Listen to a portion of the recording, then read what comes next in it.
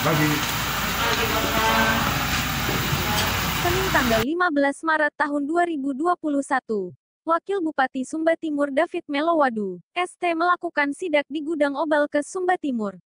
Sebelumnya pada hari Sabtu tanggal 13 Maret tahun 2021 Wakil Bupati Sumba Timur secara tidak sengaja ketika melewati gudang Obalkes melihat banyak obat-obatan yang berserakan di samping gudang. Setelah dilihat, ditemukan ratusan dus obat yang sudah kadaluarsa. Terpantau saat itu situasi sangat sepi dikarenakan hari libur tak ada seorang pun termasuk penjaga. Obat-obatan tersebut dibiarkan berserakan di samping gudang. Menindaklanjuti hal tersebut Wakil Bupati Sumba Timur langsung melakukan sidak pada hari Senin tanggal 15 Maret tahun 2021 usai apel. Dalam sidak tersebut Wakil Bupati Sumba Timur langsung masuk ke kantor gudang Obalkes Sumba Timur. Di dalam kantor sudah ada beberapa staf dan kepala bagian Obalkes. Beliau langsung mempertanyakan mengapa obat-obatan kadaluarsa tersebut disimpan bertumpuk-tumpuk seperti itu dan tidak dilakukan pemusnahan. Beliau juga mempertanyakan bagaimana proses pengadaan obat tersebut, mengapa obat tersebut sampai kadaluarsa dan tidak didistribusikan ke puskesmas sedangkan di puskesmas mengeluhkan kekurangan obat. Lanjut beliau, saya akan telusuri sepertinya ada permainan. Kok bisa begitu banyak obat yang kadaluarsa? Saya minta Bapak Ibu untuk jujur tegasnya. Merespon hal tersebut Kabak Obalkes dan beberapa staf menjelaskan bahwa obat tersebut merupakan obat-obatan yang dipesan dinas, masa kadaluarsanya tinggal 6 bulan saja. Padahal secara aturan obat yang dipesan minimal masa kadaluarsanya 1 tahun 8 bulan sampai 2 tahun.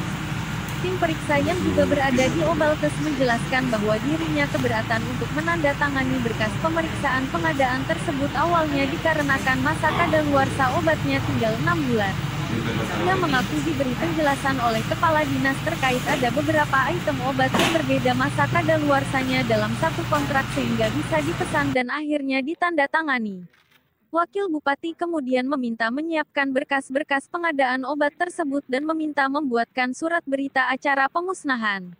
Menurut Wakil Bupati jika dibiarkan tercecer bisa berdampak kepada lingkungan sekitar. Apalagi dalam situasi hujan seperti ini bisa saja tercampur dan terbawa air hingga ke lingkungan masyarakat. Lanjut Wakil Bupati mengingatkan untuk tidak terjadi lagi hal seperti ini. Lanjut Wakil Bupati akan berkoordinasi dengan beberapa dinas untuk peminjaman kendaraan guna mengangkut obat ke lokasi pemusnahan nanti. Sementara ini Wakil Bupati masih menunggu berkas yang diminta untuk diperiksa dan jika terbukti terjadi kejanggalan atau permainan akan diproses secara hukum. Lanjut Wakil Bupati memberikan motivasi, kita adalah hamba rakyat, yang dibayar oleh uang rakyat, dan sudah sepatasnya. Dan seharusnya kita menjalankan tugas dengan baik demi kesejahteraan rakyat Sumba Timur.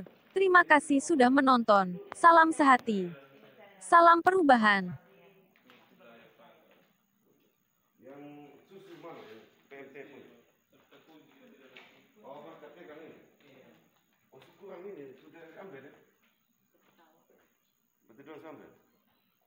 Kalau kemarin saya masih numpuk. Cepat juga, bebas. Proses penyelamatan. Kalau hal kondisi seperti ini,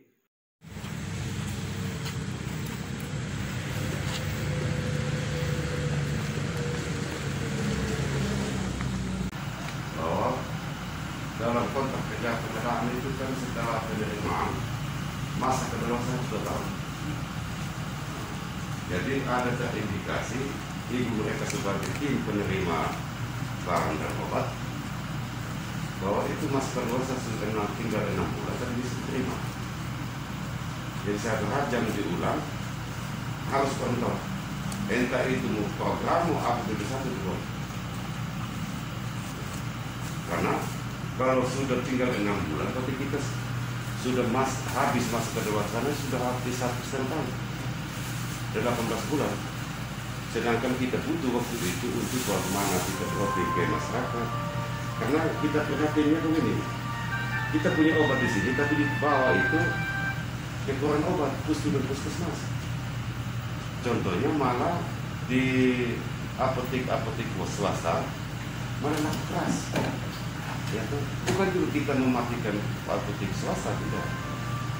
Tapi dalam hal ini pemenuhan obat ini kita kan seolah-olah maunya masyarakat sakit semua, supaya terus ada pengadaan. Ini harus disampaikan. Kepala dinasnya sering ke sini. Kepala dinas. Terakhir kemarin waktu penerimaan vaksin COVID-19 terakhir kita ada ke sini. Sibuk sekali dia. Kasih. Kita ada ke sini. Sibuk sekali dia. Kasih tahu beliau bahwa semua yang menjadi di bawah tanggung jawabnya dia harus bertanggung jawab. Kalau tidak saya kejar. Dan saya kejar itu saya dapat. Ini bukan dalam rangka untuk ini. Saya maunya ya masyarakat berdampak baik. Karena saya olah kalau menurut pemikiran saya, kadaluarsa obatnya tim penerima yang macam ibu dan pak ini sudah 6 bulan seolah-olah diintervensi terima saja kan begitu. Kan harus pernah ditolak.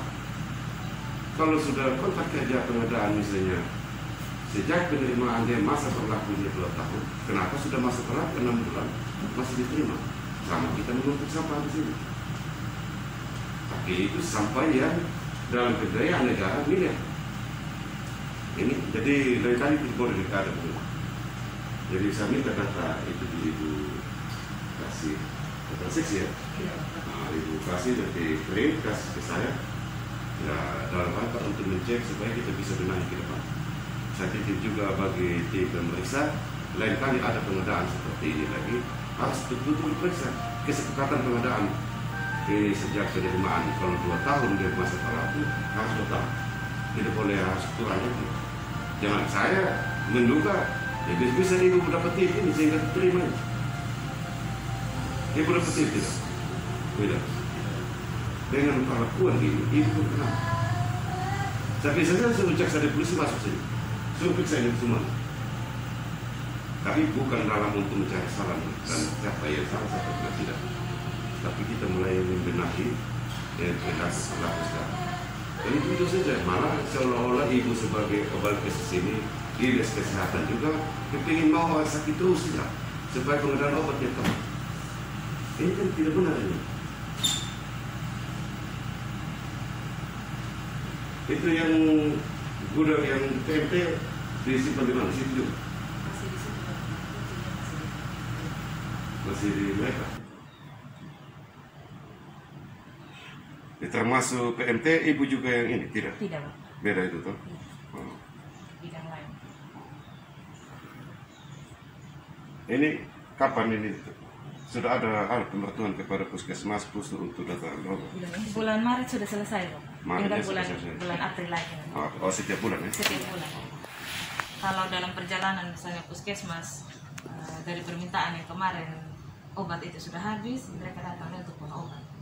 Jadi kita tidak hanya 1 kali saja di awal bulan, tidak. Karena tidak ibu mereka di gudang ini, puskesmas minta obat habis? Pernah. Sering tidak? Kalau sering tidak, hanya obat-obat tertentu saja. Ya karena ya kalau pemantauan lapangan malah mereka mengeluh ini siapa yang salah juga bingung kita. Malah mereka bilang kami kurang obat. Ada yang mengeluh begini, ibu. Ketika kami minta 10 butir, malah kami hanya dikasih 1. Pada permintaan mereka jelas terhadap untuk menanggulangi yang 10 orang. Saya mau. Karena tidak pemberlakuannya seperti itu, minta 10 kasih 1. Kalau dalam situasi stok obat ini menipis, berarti kita tidak full satu puskesmas, mereka minta 1000, kita kasih 1000. Kita berusaha untuk semua puskesmas ini dapat, walaupun dengan jumlah tidak sesuai permintaan. Itu kan ada biasanya kejadian tahun lalu. Mau tahun sekarang masih terus begitu atau ada antisipasinya dengan penyediaan stok lebih banyak? Misalnya. Kalau tahun ini memang bukan kurang, malah yang ada kita obat program itu bahkan betul kita kosong karena dari satu sisi pengadaan kita tidak diperbolehkan untuk pengadaan secara banyak. Terus jadi kita berharap dari pusat saja. Itu yang memang sering sekali bermasalah. Kayak contoh saat ini tablet-tablet darah. Tahun lalu kita tidak diperbolehkan pengadaan dalam jumlah banyak karena sudah di cover dari pusat. Nah, tahun ini kita terjadi kekosongan, sudah sekitar 2-3 bulan ini kita kosong. Terus kita sudah bersurat juga ke provinsi, stok buffer stok di sana juga kosong. Kalau dari APBD tidak bisa antisipasi hal-hal seperti itu. Tahun 2020 tuh kita sebenarnya dapat bantuan 500 juta, tapi kemudian karena pandemi ini jadi semuanya dari